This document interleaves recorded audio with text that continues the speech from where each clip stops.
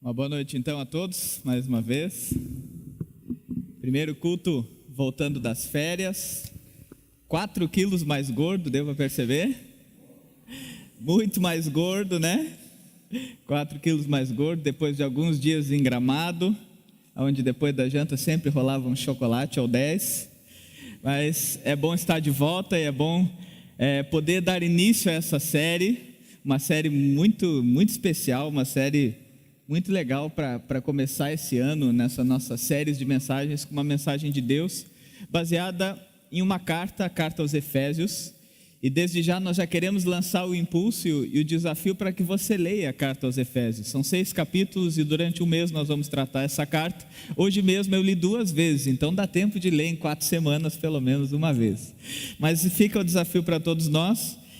E dando início a essa palavra, eu queria, antes de entrar exatamente em Efésios, lembrar de contar para vocês de uma senhora chamada Bia.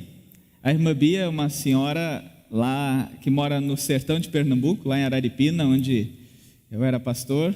E a irmã Bia, ela tem uma prática, que ela se acorda às 3 da madrugada para se ajoelhar e orar pela sua família e pelos pastores. Que coisa boa quando eu lembro disso, que a irmã Bia é alguém que se acorda às 3 da madrugada para se ajoelhar e orar por mim, e orar pela minha família. E é muito bom saber que tem pessoas assim que a gente pode contar. Eu gosto de, às vezes, falar com ela, e quando eu dou notícias, quando ela pergunta como nós estamos, eu dou notícias para ela, vem aquela sensação: eu estou transmitindo notícias para alguém que dobra os joelhos por mim. Isso é tão bom, é tão especial, faz a gente se sentir tão amados e tão amparados por Deus. E por que eu falo isso para vocês? Porque o texto que nós vamos ler hoje é um texto que diz que o apóstolo Paulo recebia notícia de uma igreja chamada Igreja dos Efésios. E uma igreja que por 2 ocasiões ele diz: por essa causa eu me coloco de joelhos. Ele se colocava de joelhos por essas pessoas, ele orava por essas pessoas, ele recebia notícias e essas notícias aqueciam seu coração e faziam com que ele transmitisse então essa mensagem que nós vamos ler agora, de alguém que recebeu notícias dessa igreja, e ao receber notícias teve um carinho especial e disse o que ele fazia quando orava por eles. Eu convido você para abrir a sua Bíblia em Efésios capítulo 3. Eu vou ler do versículo 13 até o 21.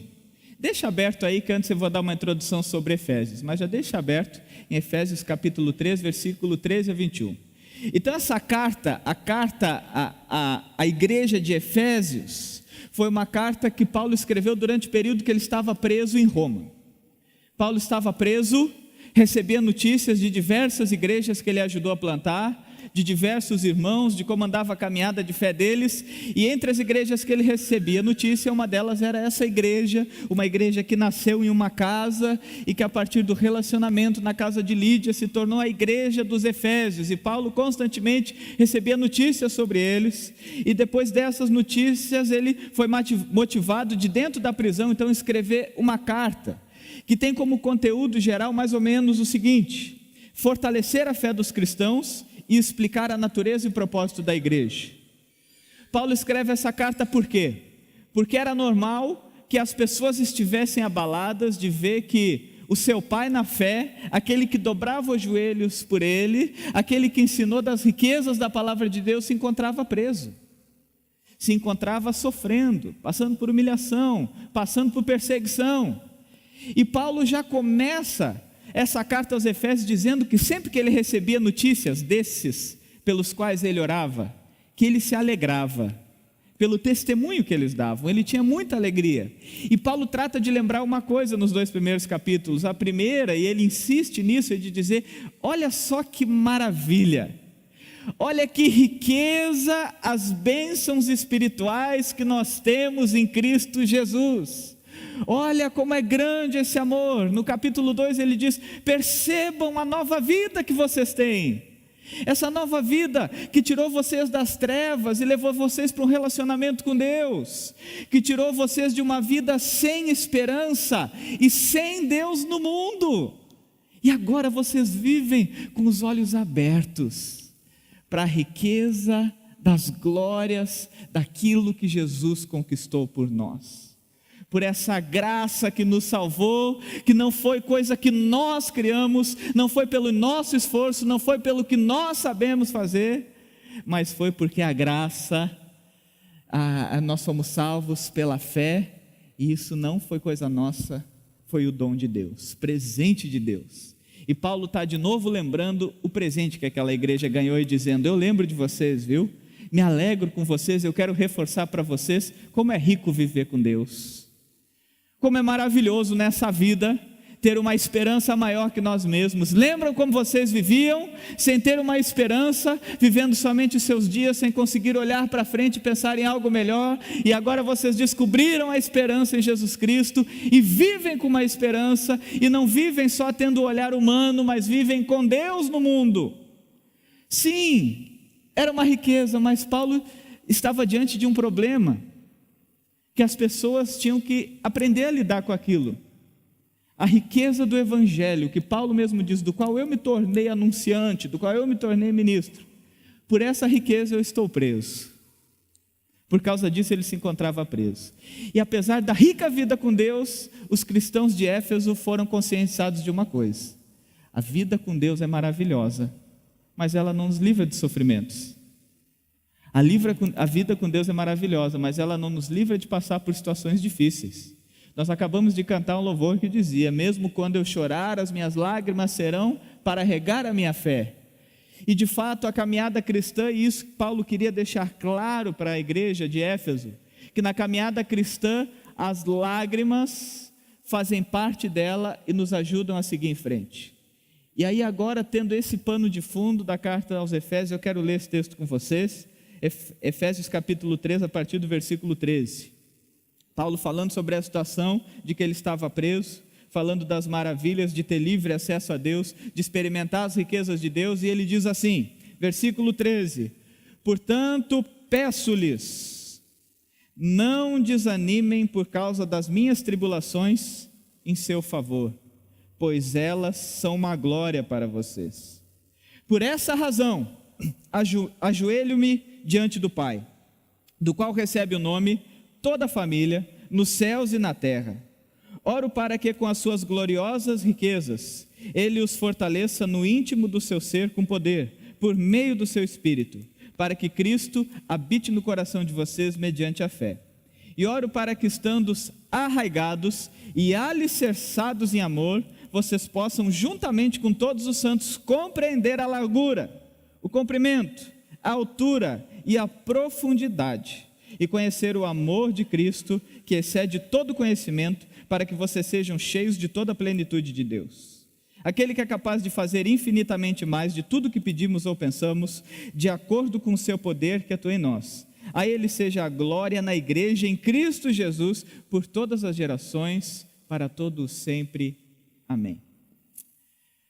O apóstolo Paulo, quando lembra das riquezas de Deus e da situação presente na qual ele se encontrava preso, ele então reforçava para a igreja de Éfeso: eu peço que não se torne de desânimo a minha situação para vocês, mas que vocês entendam que em favor de vocês isso deve ser para a glória de vocês, para a glória de Deus, pela glória e o privilégio de poder sofrer pelo nome de Jesus. E quando ele apresenta isso, então vem o texto que nós lemos, onde ele diz que a oração dele, que ele se coloca de joelhos por ele, é para que essas pessoas sejam fortalecidas.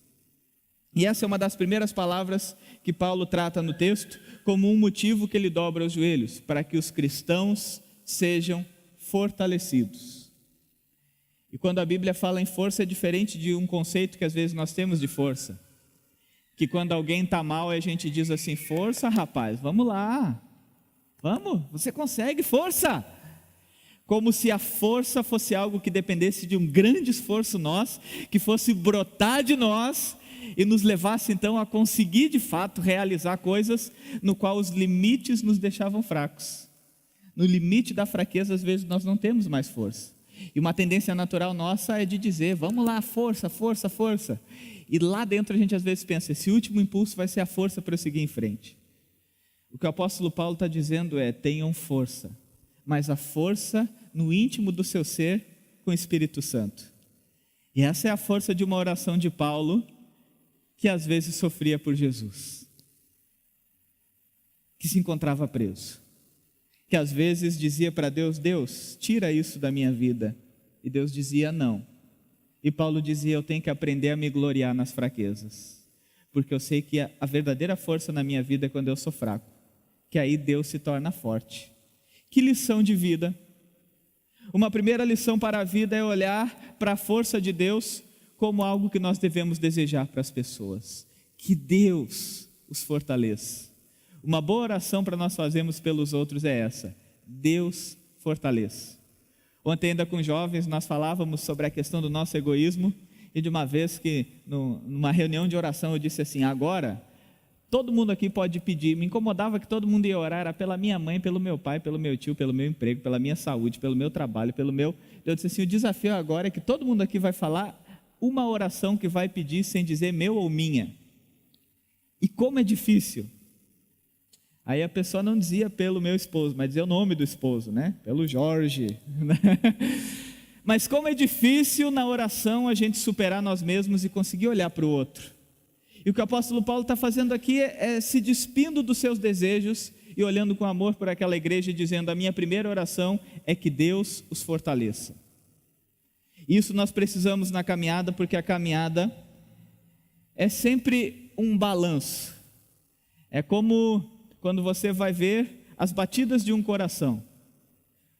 O sinal de vida é altos e baixos. Alto e baixo. Quando está em linha reta, morreu.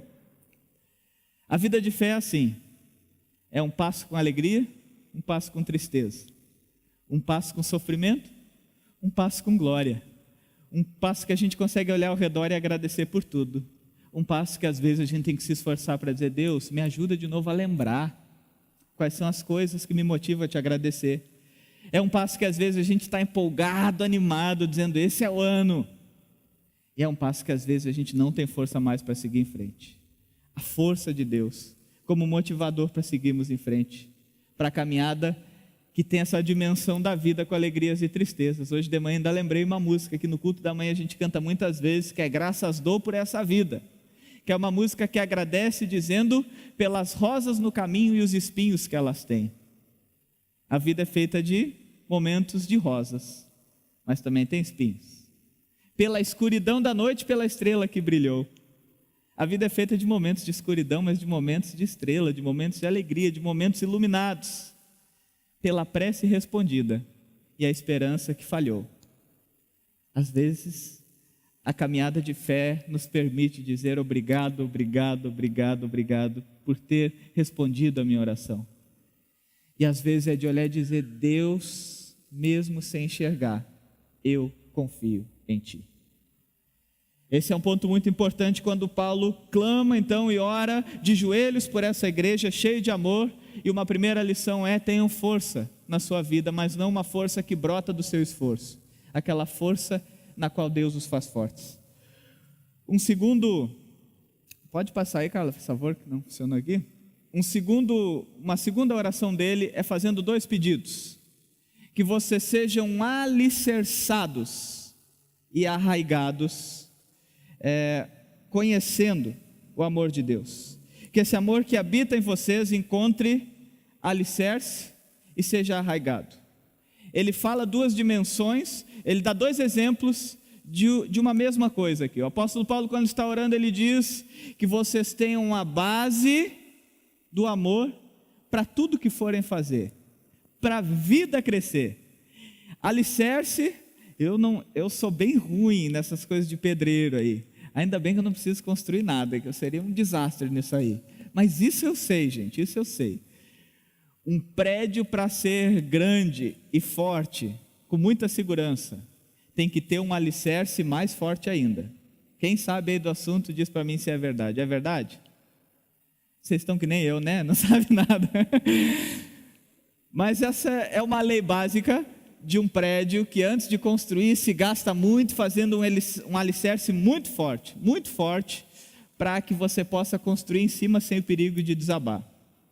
Essa é uma imagem, alicerce. é aquilo que sustenta, é a base para o que vai crescer em cima. E a raiz é o que sustenta qualquer árvore bonita, frutífera, saudável. A raiz é aquela parte da árvore que nós não enxergamos, mas que dá o sustento para que grandes árvores se colocam em pé. Árvores centenárias, muito fortes, que às vezes as raízes chegam a destruir o chão. São árvores que há muito tempo estão ali e têm uma raiz muito forte. O apóstolo Paulo então ele diz e ora por essa igreja dizendo que o alicerce e a raiz da vida de você seja o amor de Deus. Que a base para o crescimento espiritual, material, social, seja o amor. A grande lição de vida aqui é um crescimento saudável, precisa de uma base saudável. Quando Cristo é a base, o amor de Cristo é a base que nos motiva a viver, as coisas saudáveis serão consequências desse amor. Assim como é natural em uma árvore com boa raiz, o crescimento, um solo bem cuidado, resultar em frutos, assim também é consequência natural na vida de um cristão, quando Deus vai fazendo a sua obra, quando o amor se torna uma máxima na nossa vida. E a oração de Paulo era exatamente essa: eu oro para que vocês, estando arraigados e alicerçados em amor, compreendam a dimensão desse amor. E ele cita diversos tipos de dimensão: comprimento, largura, altura e profundidade. Conheçam o amor de Cristo em todas as dimensões. E aqui entra uma pergunta para nós: nós conhecemos o amor de Cristo em todas as dimensões? Nós conhecemos o amor de Cristo nas nossas finanças? Nós conhecemos totalmente, experimentamos, estamos alicerçados nesse amor na forma que lidamos com ela? Nós vivemos e conhecemos e temos esse amor como base na forma que nós nos relacionamos, na forma que nós sonhamos, na forma que nós vivemos igreja, na forma que nós construímos o nosso eu, na forma que nós olhamos para Deus. O apóstolo Paulo, com muito amor, dizia para essa igreja: a base de vocês precisa ser o amor, para que assim possam crescer, para que esse crescimento seja saudável. Um crescimento saudável precisa de uma base forte. E Cristo, o amor de Cristo precisa ser a base de tudo. Tem um escritor chamado Brennan Manning, já falecido, escreveu um livro muito conhecido chamado Evangelho Maltrapilho, que em uma das suas palestras ele diz mais ou menos assim: quando você chegar na eternidade, a única pergunta que Jesus vai fazer é a seguinte: você acreditou realmente que eu te amava? Porque se de fato você acredita nesse amor, você acredita que você é amado, a sua vida é diferente. Se você compreende esse amor, como é a oração do apóstolo Paulo, a consequência é que você vai amar. A vida cristã é uma caminhada na qual nós não fazemos para amar, mas porque nós somos amados, nós fazemos. Então o desafio dessa palavra é que nós possamos conhecer esse amor e a partir disso crescer e alicerçar a nossa vida. Usamos esse tema depois de uma reflexão, uma tarde aí eu e Daniel conversando: crescer, amadurecer e envelhecer. Parecia que não tinha nada a ver com o tema, aí o Daniel disse: é tu que vai fazer mesmo? Então não tem problema, te vira. E quando a gente fez esse tema, a gente ficou tentando ligar o que tem a ver com a nossa vida, com esse texto, a questão do crescer, amadurecer e envelhecer. Tem a ver exatamente com isso que nós estamos falando. Quando nós temos uma base saudável, nós crescemos, amadurecemos e envelhecemos, porque esse é um ciclo natural da vida. O ciclo natural da vida é esse: nascer, crescer, amadurecer e envelhecer. Eu gosto da palavra do Salmo 92, no versículo 12 e 13, nós lemos hoje de manhã, que diz que aqueles que vivem com Deus, que confiam no Senhor, que eles crescerão, assim como a palmeira junto aos ribeiros das águas, darão frutos ainda na velhice, ou seja, terão uma vida ajustada, uma vida saudável, uma vida natural, e o alimento de Deus na sua vida fará com que a sua infância, a sua juventude, as fases da sua vida sejam bem vividas. E aqui eu entro num problema moderno com vocês. Não funcionou de novo. O problema moderno não é o computador, é outro. Nós vivemos uma era de crianças adultizadas. O que seria esse termo, crianças adultizadas? Que parece que as crianças estão amadurecendo na hora que era para ser criança. que na hora que era para brincar, se sujar, curtir a infância, as crianças já são mini adultos. Tem gente que brinca e diz assim, daqui uns tempos, na hora do parto a criança vai nascer, vai apertar a mão do médico e vai dizer, o senhor foi excelente hoje, hein? Parabéns pelo seu trabalho. De tão acelerado que está esse processo, e nós vemos crianças que com 2, 3 anos já são tão desenvolvidas. Tem uma psiquiatra, por favor, passa, Carla, chamada Ana Beatriz Barbosa Silva. Ela escreveu um livro, ela escreveu alguns livros tratando sobre a mente humana, e um que eu estou lendo recentemente se chama Mentes Consumistas, onde ela fala dessa geração que, devido a tantas informações, evoluiu de uma forma muito rápida, e é uma geração que até já tem uma sigla nos Estados Unidos, KGOY, que é uma sigla que significa crianças que amadurecem cedo demais. E ela fala sobre essa geração e faz uma análise de como hoje em dia os processos estão sendo apressados demais, que às vezes a gente tem que dizer para a criança, brinca como criança, seja criança, porque parece que a criança já quer ser mais adulta, e de fato ela é mais adulta às vezes. E dela diz assim, somente o tempo nos dirá como serão os adultos dessa nova geração de consumidores vorazes, que consomem a própria infância e as etapas iniciais para um bom desenvolvimento físico e psicológico. Amadurecer é um processo complexo e lento, e adulterar a fórmula da vida pode trazer consequências inimagináveis para o bem e para o mal. Talvez essa geração sofra muito como adultos materialmente exaustos de tantas novidades. Ela faz essa análise e vai dizendo, nós vivemos um tempo em que se amadurece cedo demais, e não cabe a nós, e não temos condições de avaliar que reflexos isso terão na sociedade, porque é muito novo esse caso de crianças que se tornam adultas cedo demais. Mas ela diz que logo ali de repente nós vamos ver as consequências, porque todos nós sabemos que amadurecer é um processo complexo e lento. A gente não amadurece rápido. Amadurecer é devagar. Amadurecer tem na nossa natureza humana, nessa natureza criada por Deus, um tempo certo para acontecer. Pular etapas vai trazer prejuízos. E ela diz de crianças que de fato vivem assim hoje em dia. Próximo slide. Tem uma outra escritora chamada Elaine Brum, que ela ficou famosa por um texto para a geração Y, dizendo, vocês não são especiais, nós não somos especiais. Ela é escritora da revista Época. E ela falando então sobre essas crianças, esse processo, ela diz assim, vale a pena então pensar quem são os pais dessas crianças. Se os pais são adultos infantilizados, que não conseguem se responsabilizar pelas suas vidas, como esperar que os pais sejam pais se continuam sendo filhos? E aqui ela apresenta um outro problema que nós vivemos no crescer, amadurecer e envelhecer. Ela diz, nós temos crianças adultizadas e adultos infantilizados, no qual a criança é quem decide o cardápio, por exemplo. Ela dá como exemplo isso. Ela diz que no tempo dela, ela ia num restaurante, o pai dizia, vai ser bife hoje, e nós vamos comer bife, 3 pratos para nós. Que hoje o pai chega diante do shopping e diz, meu amor, o que você quer comer? E a criança decide onde a família senta, como senta e o que come. Desculpa se eu estou pegando no calo de alguém aqui, eu também faço parte dessa geração, e às vezes a gente se enxerga com alguns desses problemas, dessas formas de viver. Então não pensem que é um recado para alguém, porque é um recado para mim. E depois vocês vão ver que hoje de manhã teve um recado forte para o pessoal da manhã. Mas então se fala que nós temos um problema no crescimento natural. Um é dos adultos, é das crianças adultizadas. Um termo, claro que não existe, mas já é usado para tentar explicar essa nova geração que amadurece cedo demais. Adultos, crianças que já se comportam com adultos como 3, 4, 5 anos, que diante de tantas informações, tantas imagens, logo elas, ao processar aquilo, elas enjoam rápido das coisas. Vocês já perceberam?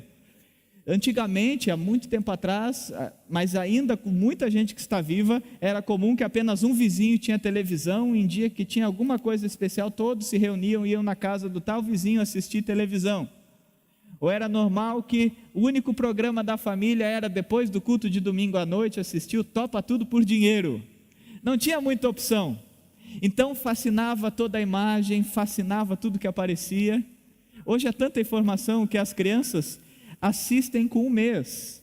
Imagens que muitos de nossos pais não assistiram na vida inteira, de tanta dimensão de cores, de sons, de tecnologia. E esse excesso de informação vai trazendo uma maturidade que não é real, porque criança segue sendo criança, apesar de comportamentos estranhos ou comportamentos adultos. Enquanto isso, vem essa outra geração daí dos adultos infantilizados. E a Elaine Brum, essa escritora, é muito crítica com essa geração, que ela diz: é uma geração que basicamente não quer assumir a vida de adulto. E ela faz uma análise histórica e diz que ao longo da história, basicamente, ser adulto é o momento em que você deixa de ser criança, ou seja, no momento que você não depende mais do pai e da mãe para ser a sua base e o seu sustento, seja emocional ou material, e você é a base do seu próprio sustento, ou seja, é o momento que você assume responsabilidade. E ela diz que hoje nós temos adultos com 40 anos que não são responsáveis pelas suas vidas, que agem como crianças mimadas, que não encontram segurança ao enfrentar essas batalhas, como o apóstolo Paulo desafiava essa igreja, compreendendo o amor e percebendo que na vida nós temos vitórias e derrotas, pessoas que não sabem lidar com as derrotas e que nas derrotas correm para o colo da mãe e para o colo do pai. Não falo numa linguagem pejorativa e nem de pensarmos nessa realidade como de não podemos contar com as pessoas ao nosso redor. De fato, nós podemos contar com pai e mãe, mas a Bíblia nos diz: o homem deixa pai e mãe, os dois se tornam uma só carne. Deixar pai e mãe é um processo difícil, mas é um processo natural para o amadurecimento de todos nós. Construir a nossa vida com as nossas responsabilidades é um presente e um privilégio, mas é algo que dói. Crescer dói, amadurecer dói, seja no físico, seja no emocional, seja no espiritual. O crescimento gera dor. Então nós vivemos um desvio do crescimento. Crianças, adultas cedo demais. Adultos que nunca amadurecem e são eternas crianças. E um terceiro problema, que são os vovôs garotos. Aonde na sociedade nós vemos pessoas com 90 anos, que se você diz para ela: nossa, a senhora já está velhinha, né? Se ofende. Fica completamente ofendida, porque onde se viu dizer que ela se tornou idosa? Como se a terceira idade, ou se tornar idoso, fosse um problema ou algo a ser evitado. Tem gente que diz que cabelo branco é a coroa da vida. E como a sociedade, como o mundo, como a construção de Deus usa da sabedoria dos mais idosos para construir a vida. Nós vivemos gerações que fogem de assumir o seu papel na sociedade como idosos. Hoje de manhã nós conversamos sobre isso no culto. Eu fiquei com medo de depois, no fim do culto, ninguém apertar minha mão. Mas eles ainda agradeceram no final do culto, de falar: pastor, a gente tem que refletir nessas coisas mesmo. Porque aqueles de cabelo branco são aqueles que amadureceram e envelheceram. Chegaram onde todos nós deveríamos querer chegar. Chegaram no momento da vida onde as pessoas podem olhar e dizer: eu passei por isso que você passa agora. E a minha base era o amor de Cristo. Aprenda com isso.